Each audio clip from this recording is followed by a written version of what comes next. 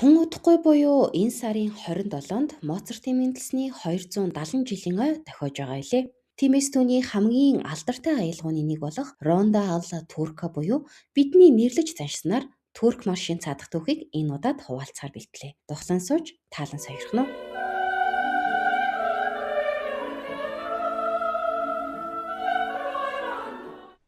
Төгөлдөр хуур сонирхон сурч байсан хүн бүрийн их бах хэмжээгээр оролдож үздэг. Мөн сонсоогүй хүн ховор энэ аялгаа бол үнэндээ Моцартын төгөлдөр хуурт зориулсан Ля мажорын 11-р сонатын сүүлийн анги юм. Өөрөөр хэлбэл бид зөвхөн нийт 14 минут орчим үргэлжлэх энэхүү бүтээлийн ердөө сүүлийн 3-4 минутыг нь л сайн мэддэг гэсэн үг. Моцарт энэ соната 1783 онд буюу 27 наснда бичжээ. Халтхан сонсоход хурдан хөнгөн бараг хүүхд их гэмээр сонсогдох энэ аялга нь уул шугамдаа 18 дугаар зууны үеийн Вений нийгэм соёл, улс төрийн нөхцөл байдлыг ёчтойгоор зангидан харуулсан тунчиг ухаалаг бүтээл гэж хэлж болох юм. Энэ бүгдийг тайлбарлахын тулд энэ төрөнд нэрнээс нь эхлэе. Ронда алла турка гэдэг нь шууд утгаараа турк маягийн рондо гэсэн үг. Харин рондо гэдэг нь тойрон бүжиг гэсэн утгатай бөгөөд нэг үндсэн аялга нь дахин давтагддаг тойрог хэлбэрийн хөгжмийн бүтцийг ийхүү хэлдэг байна. Тэгвэл Моцарт энэ зохиолынхоо нэрэнд яагаад заавал турк гэдэг үг оруулсан юм бол? Яагаад заавал энэ олон орноос туркийг сонгосон бэ гэвэл Моцартын амьдарч байсан цаг үеийн Вен хот нь одоогийн бидний боддог шиг амар тайван бус. Харин Аваа зуун кинон дээр гардаг Османы эзэнт гүрэнтэй бүр 16 дугаар зуунаас хойш сөргөлдөж ирсэн хот байлаа.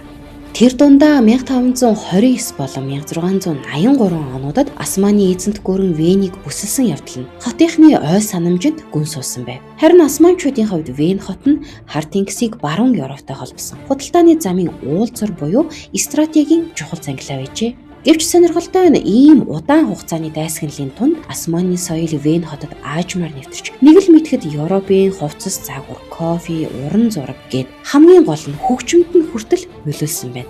Өөрөөр хэлбэл Вен болон Османы эзэнт гүрэн хоёр нь нэг нэгнээ эсэргүүцхийн зэрэгцээ. Бас нэг нэгнийхээ соёлоос татгалзаж чадалгүй татагддаг бараг л токсик харилцаатай хос учиг байсан юм. Энэ сонирхлын яг төвд нь Османы яничар буюу мехтер хэмээх цэргийн хөгжмийн хамтлаг байсан юм. Тэдний бөмбөр, бүрээ, хурд хэмнэл нь европчуудад тун хүчтэй сэтгэл төрүүлсэн байдаг. Тийм ч учраас үргэлж шинийг сонирхож байдаг Моцарт энэ хэмнэлийг сонсоод хамгийн анх удаа сонгодог хөгжмийн хил рүү буулгасан нь өнөөдрийн гол сэдэв болсон турк марш юм. Өөрөөр хэлбэл турк марш ингэж л мэндэлсэн төвхтэй. Бас өөр нэг сонирхолтой зүйл нь гэвэл тухайн үеийн турк маршийг арай өөрөөр буюу илүү цэргийн өнгө аястай тоглодог байжээ. Харин яаж вэ гэвэл түрүү хэлсэнчлэн Туркийн цэргийн хөгжмийн хэмнэл Вен хотод модонд ороод исэн учраас үүнийг илэрхийлэхийн тулд бүр тухайн үеийн төгөлдөр хуур дээр туркерия гэдэг нэмэлт механизм буюу педалийг суйрлуулж өгдөг байж. Тиймээс л турк маршийг анх сонссон венчүүдийн хувьд энэ аялга нь одоогийн шиг хөнгөн дэрвсэн бос харин илүү цэргийн өнгө аястай сонсогддог байсан байгаа юм. Харин нөгөө Османы цэргийн хөгжмийн хамтлагийн хувьд гэвэл түүх нь айгүй сонирхолтой. Бүр сайн ярил бараг л манайхтай холбогддог гэж боддоо.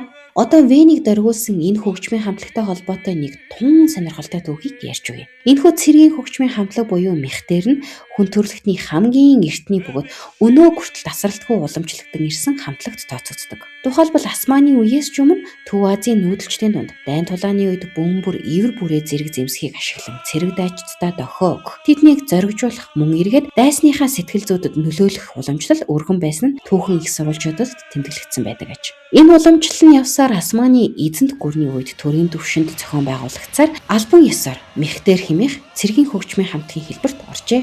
Үүнээс гадна хэдийгээр хөгжмийн зэмсэг биш ч мехтерийн салшгүй нэг хэсэг нь туг байв. Энэ нь яг л манай 9 хүлт цагаан түүхтэй адил Төв Азийн нүүдэлчдийн соёлын салшгүй нэг хэсэг болсон бэлэгдэл бөгөөд хөгжим ихшиглэх үед туг намирах буюу ингэснээрээ түүргүүд нүдэнд харагдах байдал болон хөг хэмнэл хоёроор төрийн эрх мэдэл тусгаар тогтнолыг илэрхийлдэг байжээ.